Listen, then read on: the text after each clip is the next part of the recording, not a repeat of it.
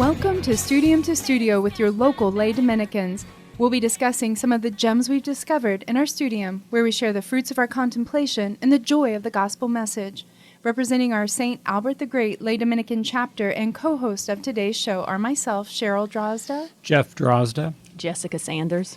And today we're going to revisit what it means. We always say we're your third order Dominicans or your Lay Dominicans. And so many times, especially Jessica was sharing that she gets that question, what does that mean to be a Dominican?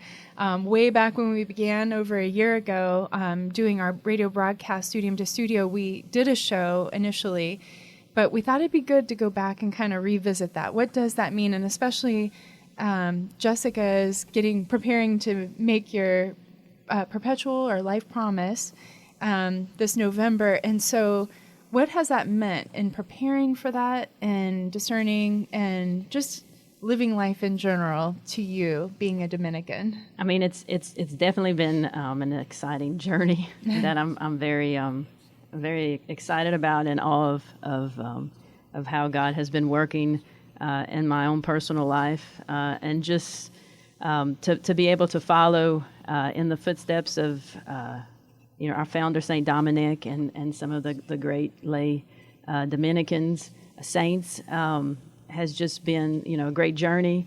And just for, being able to,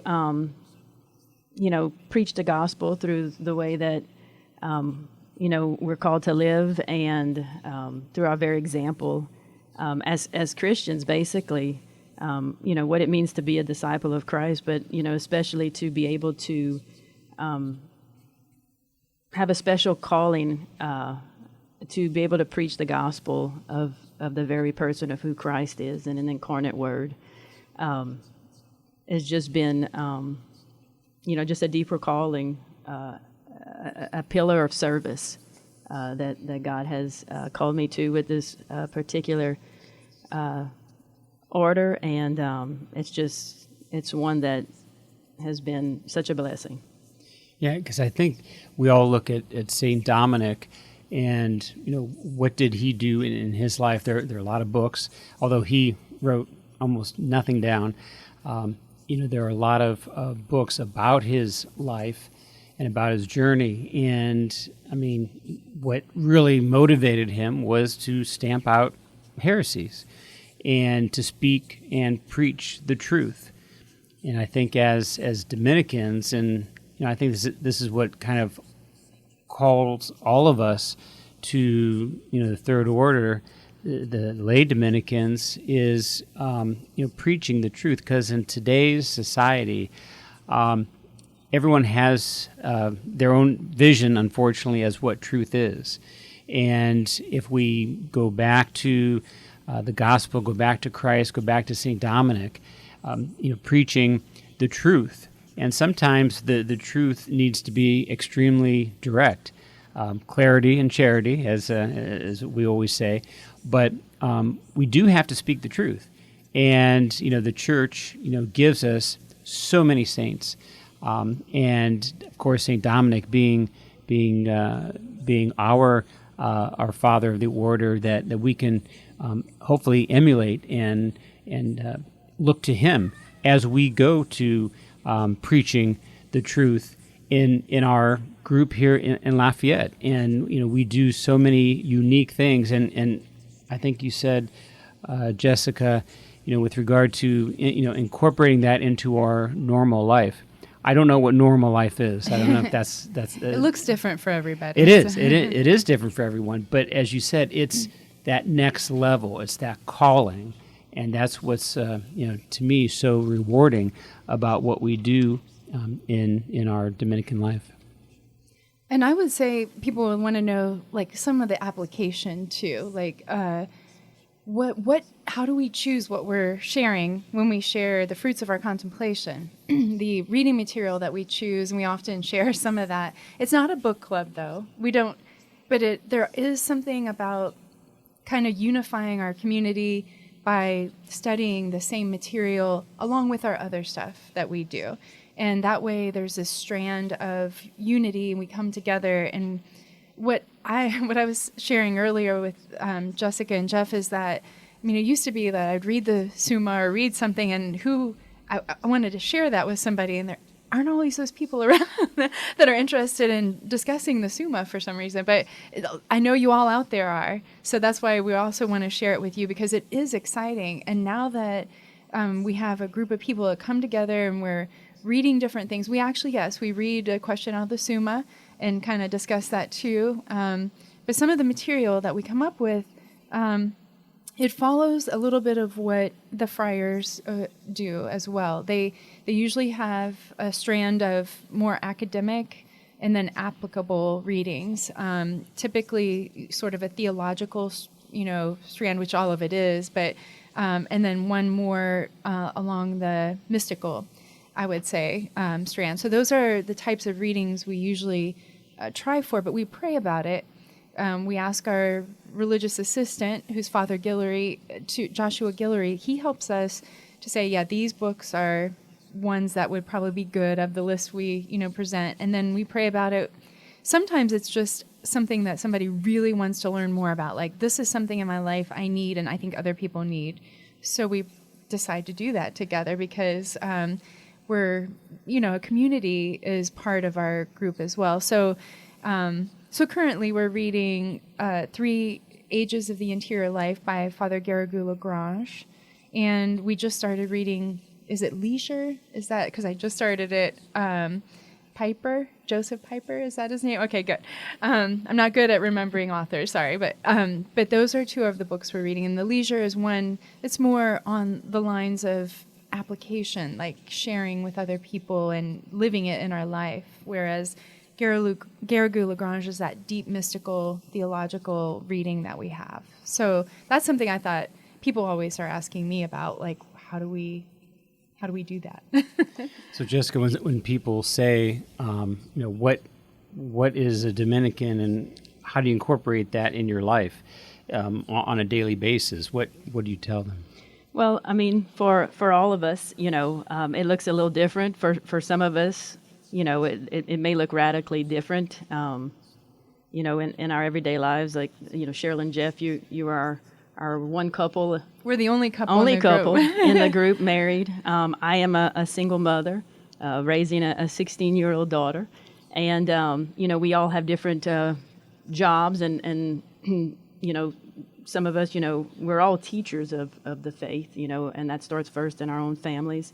But just a normal day in the life of a Dominican would simply look like, for me, between 5 and 6, I pray morning prayer. I do my best to get my rosary in either in the morning or normally when I take my daily walk to say my prayers. And in the evening, finding that time, sometimes it's 5, sometimes it's 7 in the evening that I get my evening prayer in. And throughout the day, I have an opportunity as a Catholic school teacher to, teach the faith, and teach church teaching, church history, morality, and all the things that, we're called to, not just as Dominicans, but just, simply as Christians, as disciples of Christ. And, 4 pillars of our order is prayer, community, study, and apostolate. The service that we do, this radio show is part of our apostolate.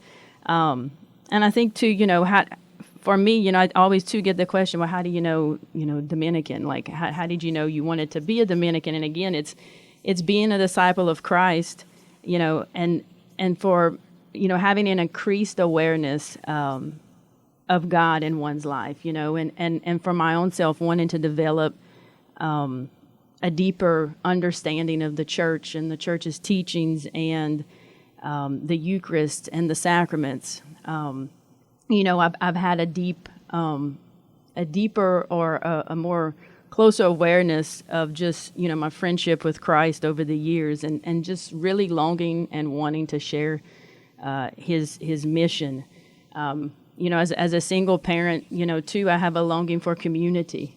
And just, I love the friendships in the community too that, that we have, in the lay order, because it's that opportunity to come together in union and community as Christ calls us to, and uniting us through the Eucharist, and especially being now in this Eucharistic revival, and having a clear, even more clearer vision of who we are in Christ, through the Eucharist. And just, that sense of that there's something more to this life that God has called me to in a more deeper way. And, St. Dominic just is, one of these many saints that just, has that same desire and zeal and passion, yes, exactly, that I have for the Lord. And so, learning about the saints, and not just, Dominican saints, but just all the saints, but, just studying more so St. Dominic, St. Catherine, St. Martin, St. Rosa Lima, that how much we are, how much they share, and we share with them these same desires, no matter how long ago, they lived, or no matter where they lived, or, their vocations as teachers, as, barbers, just, everyday, normal day living to provide for their families, but at the same time, being able to speak Christ to the people that they came in contact with. And for me, it gives me sort of that anchor or guidepost to go to, because, I've always been drawn to reading and knowing more about the faith. It's just sort of my charism too. I mean, it naturally blends with but sometimes it's like, what do I go to next or whatever? And I feel like within the Dominicans, with a group of people, that there's sort of that guidepost where we know we're kind of get that confirmation from the Holy Spirit, from the group, and the movement around us, the world. What does that need? How can we help with that? And I feel that in our group, that there's more of a mission and a drive and a guiding post. And I think, Jessica, you mentioned community. There is a deep need. I think more and more people are yearning for community. And whether that's, a post-COVID world, or in a world that we live in, that, we're sometimes in our own little bubble. And, even though, people may say that they're happy doing their own thing, there is a greater need and desire that God puts in all of us for a sense of community. And so it really becomes a good and positive challenge for those who, are either in single life or in married life, kids, no kids, to take that next step into stepping into a religious community. And that's what we are. We are a religious community, and sometimes, as we know that, we don't always pick the saints, but the saints pick us. And I think for all of us, it's really clear that, St. Dominic kind of picked us to follow him and to create this wonderful community that we have. And it's something that's ongoing. It's challenging, and there's always something that you can take away with, because it's our journey to heaven. And the way I look at it is, this is how I'm getting to heaven. And so Cheryl can pull me along, and St. Dominic can pull me along, and hopefully I'll make it there someday. And that's what we're all called to do. But right now I'm called to tell you that thank you for listening to Catholic Radio of Acadiana. You're listening to 90.5 FM and 99.5 FM and 1230 AM. We are your Third Order Dominicans, your Lay Dominicans here in Lafayette, Louisiana. And we are able to be with you every Thursday at 4 p.m. Thanks to Stein Lumber, with locations throughout all of Acadiana.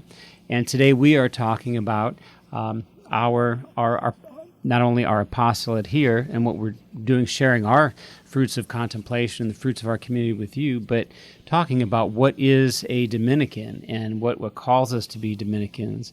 And I think every one of us has a special, either a saint or something that we can relate to. And of course, as Dominicans, praying the rosary is something extremely important for us, of course, for all of us. But, as, the Blessed Virgin, gave the rosary to St. Dominic to promote and to spread throughout the world.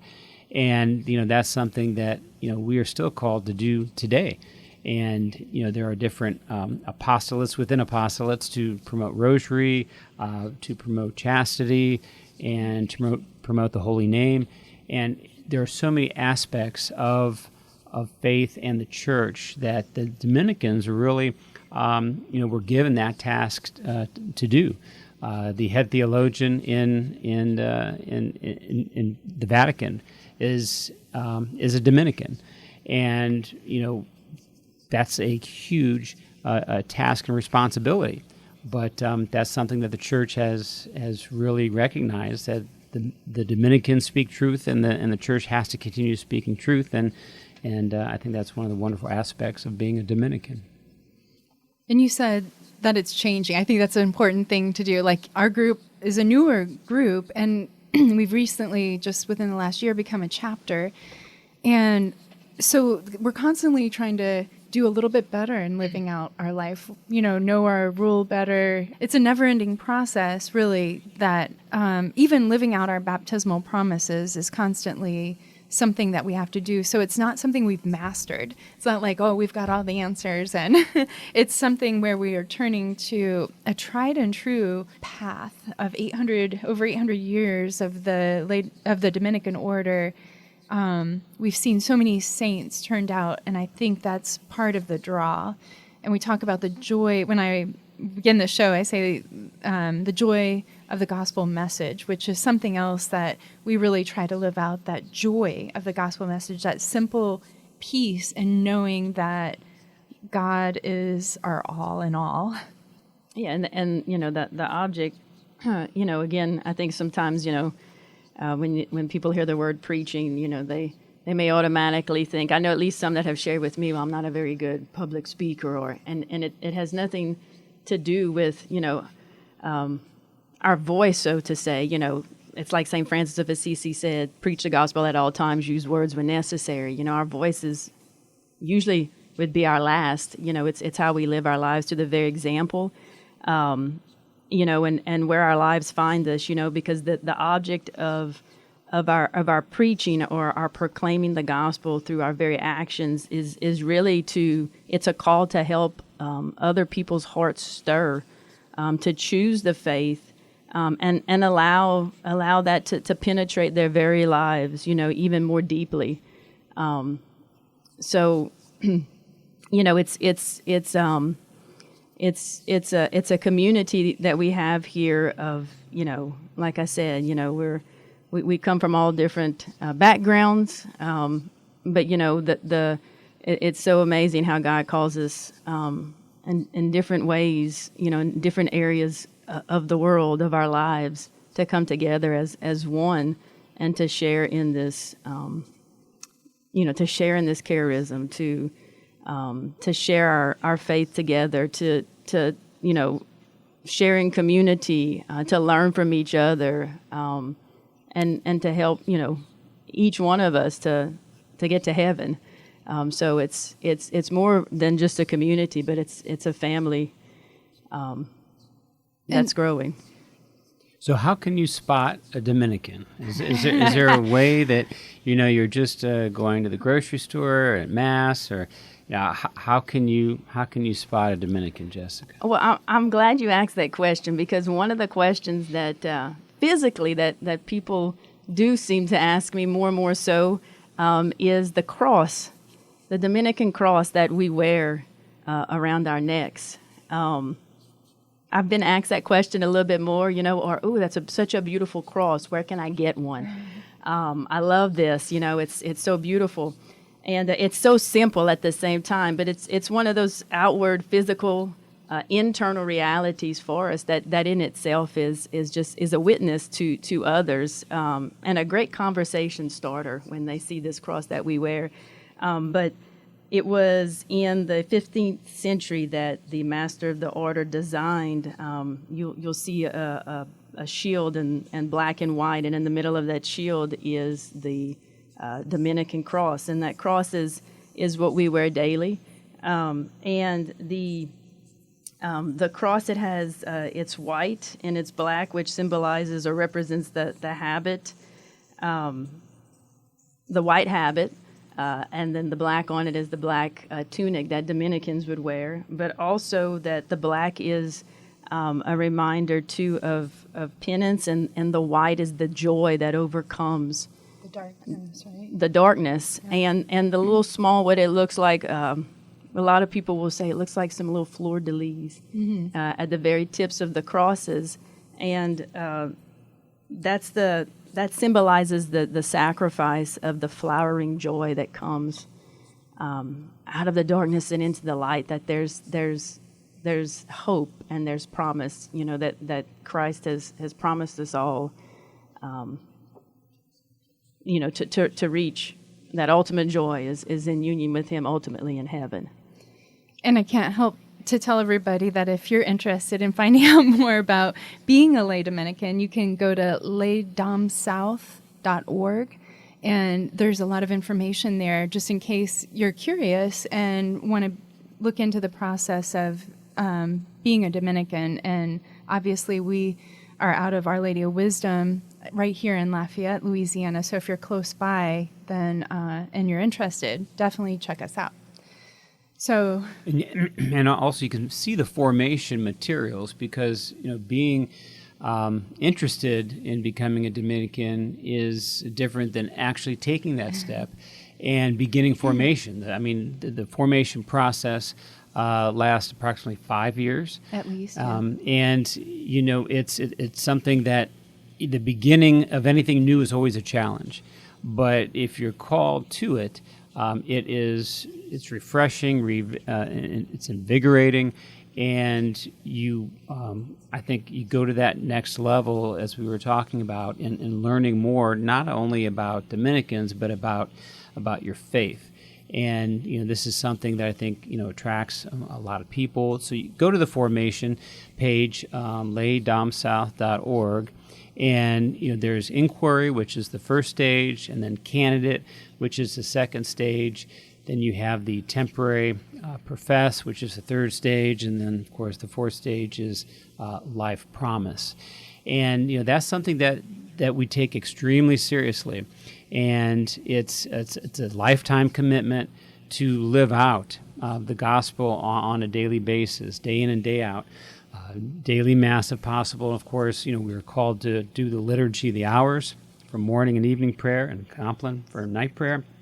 And it's something that I think every Christian should be doing, but also it's something that we, it's part of our promise to do day in and day out.